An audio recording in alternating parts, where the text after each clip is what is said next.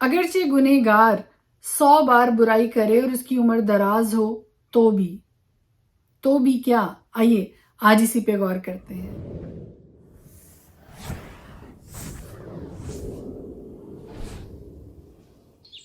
خدا کے زندہ جلالی بابرکت پر فضل نام میں ایک بار پھر آپ کو سلام۔ میرا نام ایسٹر ہارون ہے اور ہر روز خدا کا زندہ کلام لے کر آپ کے سامنے آتی ہوں۔ آج خدا کے پاک کلام میں سے جو خیال آپ کے ساتھ بانٹنے کو ہوں، وائز کی کتاب 8 باب اور اس کی 11ویں آیت سے میں آپ کے لیے پڑھنے لگی ہوں۔ چونکہ برے کام پر سزا کا حکم فوراً نہیں دیا جاتا، اس لیے بنی آدم کا دل ان میں بدی پر بشدت مائل ہے۔ اگرچہ گنہگار 100 بار برائی کرے اور اس کی عمر دراز ہو تو بھی میں یقیناً جانتا ہوں کہ انہی کا بھلا ہوگا جو خدا ترسیں اور اس کے حضور کانپتے ہیں۔ لیکن گنہگار کا بھلا کبھی نہ ہوگا اور نہ وہ اپنے دنوں کو سایہ کی مانند بڑھائے گا، اس لیے کہ وہ خدا کے حضور کانپتا نہیں۔ جی میرے عزیزو، خدا کے پاک کلام میں سے سیکھ آج میرے لیے اور آپ کے لیے، ہم سب کے لیے یہ ہے، اس زمین پر، اس دنیا میں یہ دیکھنے کو ملتا ہے کہ گنہگار شخص کی عمر بھی دراز ہے، وہ صحت مند بھی ہے اور وہ پورے زور کے ساتھ، پوری توانائی کے ساتھ اپنی زندگی گزارتا ہے۔ لیکن یاد رکھیے، خدا کے پاک کلام میں یہ لکھا ہے کہ اگرچہ گنہگار 100 بار برائی کرے اور اس کی عمر دراز ہو تو بھی میں یقیناً جانتا ہوں کہ انہی کا بھلا ہوگا جو خدا ترسیں اور اس کے حضور کانپتے ہیں۔ وہ شخص جو خدا کی حضوری میں کانپتا ہے، اس کے کلام کو سن کر، اس کی باتوں کو سن کر اس کا دل کانپ جاتا ہے اور وہ خدا ترسے۔ خدا کا کلام بڑی صفائی کے ساتھ ہمیں یہ بتاتا ہے کہ انہی کا بھلا ہوگا جو خدا ترسیں اور اس کے حضور کانپتے ہیں۔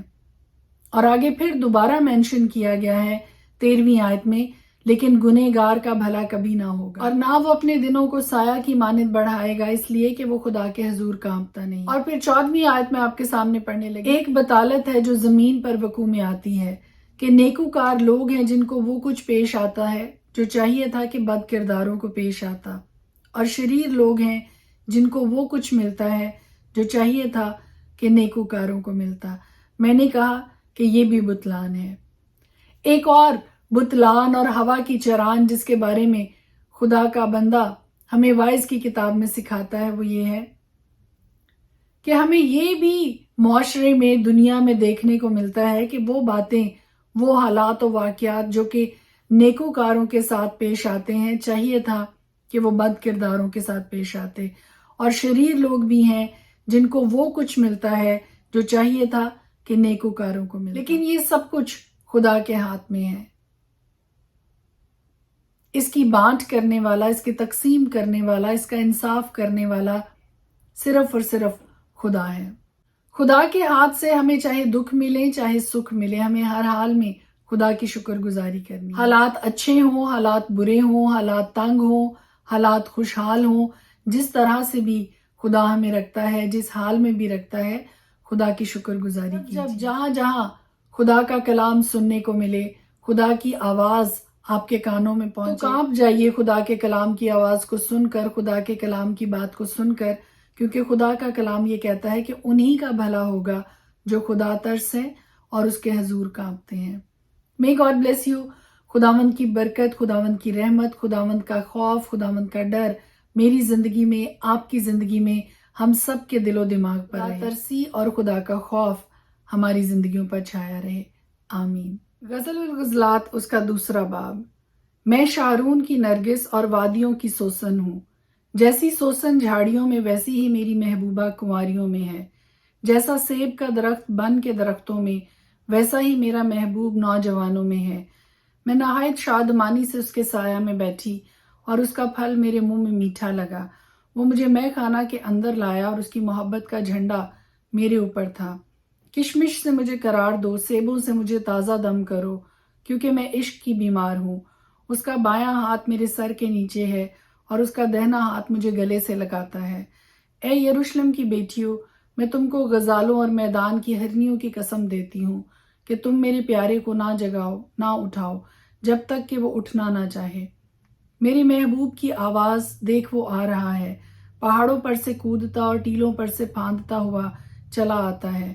میرا محبوب آہو یا جوان ہرن کی مانند ہے، دیکھ وہ ہماری دیوار کے پیچھے کھڑا ہے، وہ کھڑکیوں سے جھانکتا ہے، وہ جھنجریوں سے تاکتا ہے۔ میرے محبوب نے مجھ سے باتیں کی اور کہا، میری پیاری میری نازنین چلی آ، کیونکہ دیکھ جاڑا گزر گیا، می برس چکا اور نکل گیا۔ پھولوں کی بہار ہے، پرندوں کے چہچہانے کا وقت آ پہنچا اور ہماری سرزمین میں کمریوں کی آواز سنائی دینے لگی۔ انجیر کے درختوں میں ہرے انجیر پکنے لگے اور تاکیں پھولنے لگیں، ان کی مہک پھیل رہی ہے۔ سو اٹھ میری پیاری میری جمیلہ چلی آ، اے میری کبوتری جو چٹانوں کے دراڑوں میں اور کراڑوں کی آڑ میں چھپی ہے، مجھے اپنا چہرہ دکھا، مجھے اپنی آواز سنا، کیونکہ تو ماہ جبین اور تیری آواز شیریں ہے۔ ہمارے لیے لومڑیوں کو پکڑو، ان لومڑی بچوں کو جو تاکستان خراب کرتے ہیں، کیونکہ ہماری تاکوں میں پھول لگے ہیں۔ میرا محبوب میرا ہے اور میں اس کی ہوں، وہ سوسنوں کے درمیان چراتا ہے۔ جب تک دن ڈھلے اور سایہ بڑھے تو پھر آ اے میرے محبوب، تو غزال یا جوان ہرن کی طرح ہو کر آ جو باتر کے پہاڑوں پر ہے۔ غزل الغزلات تیسرا باب۔ میں نے رات کو اپنے پلنگ پر اسے ڈھونڈا جو میری جان کا پیارا ہے، میں نے اسے ڈھونڈا پر نہ پایا۔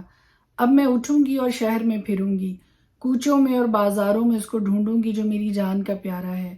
میں نے اسے ڈھونڈا پر نہ پایا۔ پہرے والے جو شہر میں پھرتے ہیں مجھے ملے، میں نے پوچھا کیا تم نے اسے دیکھا جو میری جان کا پیارا ہے؟ ابھی میں ان سے تھوڑا ہی آگے بڑھی تھی کہ میری جان کا پیارا مجھے مل گیا۔ میں نے اسے پکڑ رکھا اور اسے نہ چھوڑا جب تک کہ میں اسے اپنی ماں کے گھر میں اور اپنی والدہ کے خلوت خانہ میں نہ لے گئی۔ اے یروشلم کی بیٹیوں، میں تم کو غزالوں اور میدان کی ہرنیوں کی قسم دیتی ہوں کہ تم میرے پیارے کو نہ جگاؤ، نہ اٹھاؤ جب تک کہ وہ اٹھنا نہ چاہے۔ کون ہے جو مر اور لبان سے اور سوداگروں کے تمام عطروں سے معطر ہو کر بیابان سے دھوئیں کے ستون کی مانند چلا آتا ہے؟ دیکھو یہ سلیمان کی پالکی ہے، جس کے ساتھ اسرائیلی بہادروں میں سے 60 پہلوان ہیں۔ وہ سب کے سب شمشیر زن اور جنگ میں ماہر ہیں۔ رات کے خطرہ کے سبب سے کی تلوار اس کی ران پر لٹک رہی ہے۔ سلیمان بادشاہ نے لبنان کی لکڑیوں سے اپنے لیے ایک پالکی بنوائی، اس کے ڈنڈے چاندی کے بنوائے، اس کی نشست سونے کی اور گدی ارغوانی بنوائی، اور اس کے اندر کا فرش یروشلم کی بیٹیوں نے عشق سے مرصع کیا۔ اے سیون کی بیٹیوں، باہر نکلو اور سلیمان بادشاہ کو دیکھو، اس تاج کے ساتھ جو اس کی ماں نے اس کے بیاہ کے دن اور اس کے دل کی شادمانی کے روز اس کے سر پر رکھا۔ غزل الغزلات 4 باب۔ دیکھ تو خوب روح ہے اے میری پیاری، دیکھ تو خوبصورت ہے، تیری آنکھیں تیرے نقاب کے نیچے 2 کبوتر ہیں، تیرے بال بکریوں کے گلا کی مانند ہیں جو کوہ جلاد پر بیٹھی ہوں، تیرے دانت بھیڑوں کے گلا کی مانند ہیں جن کے بال کترے گئے ہوں اور جن کو غسل دیا گیا ہو، جن میں سے ہر ایک نے 2 بچے دیے ہوں اور ان میں ایک بھی بانج نہ ہو۔ تیرے ہونٹ کرمزی ڈورے ہیں، تیرا منہ دل فریب ہے، تیری کن پٹیاں تیرے نقاب کے نیچے انار کے ٹکڑوں کی مانند ہیں۔ گردن داؤد کا برج ہے جو صلہ خانہ کے لیے بنا، جس پر 1000 سپریں لٹکائی گئی ہوں، وہ سب کی سب پہلوانوں کی سپریں ہیں۔ تیری دونوں چھاتیاں 2 توام آہو بچے ہیں جو سوسنوں میں چرتے ہیں۔ جب تک دن ڈھلے اور سایہ بڑھے میں مر کے پہاڑ اور لبان کے ٹیلے پر جا رہوں گا۔ اے میری پیاری، تو سراپا جمال ہے، تجھ میں کوئی عیب نہیں۔ لبنان سے میرے ساتھ اے دلہن، تو لبنان سے میرے ساتھ چلی آ۔ امانہ کی چوٹی پر سے، سنیر اور ہرمون کی چوٹی پر سے، شیروں کی ماندوں سے اور چیتوں کے پہاڑوں پر سے نظر دوڑا۔ اے میری پیاری میری زوجہ، تو نے میرا دل لوٹ لیا، اپنی ایک نظر سے، اپنی گردن کے ایک طوق سے تو نے میرا دل غارت کر لیا۔ اے میری پیاری میری زوجہ، تیرا عشق کیا خوب ہے، تیری محبت میں سے زیادہ لذیذ ہے اور تیرے عطروں کی مہک ہر طرح کی خوشبو سے بڑھ کر ہے۔ اے میری زوجہ، تیرے ہونٹوں سے شہد ٹپکتا ہے، شہد و شیر تیری زبان تلے ہیں، تیری پوشاک کی خوشبو لبنان کی سی ہے۔ میری پیاری میری زوجہ ایک مکفل باغیچہ ہے، وہ محفوظ سوتا اور سربا مہر چشمہ ہے۔ تیرے باغ کے پودے لذیذ میوہ دار انار ہیں، مہندی اور سنبل بھی ہیں، جٹا ماسی اور زعفران، بید مشک اور دار چینی اور لبان کے تمام درخت، مر اور عود اور ہر طرح کی خاص خوشبو۔ تو باغوں میں ایک منبع آب حیات کا چشمہ ہے اور لبنان کا جھرنا ہے۔ اے باد شمال بیدار ہو، اے باد جنوب چلی آ، میرے باغ پر سے گزر تاکہ اس کی خوشبو پھیلے، میرا محبوب اپنے باغ میں آئے اور اپنے لذیذ میوے کھائے۔ خدا کے پاک کلام کے پڑھے اور سنے جانے پر اس کی خاص برکت ہو، آمین۔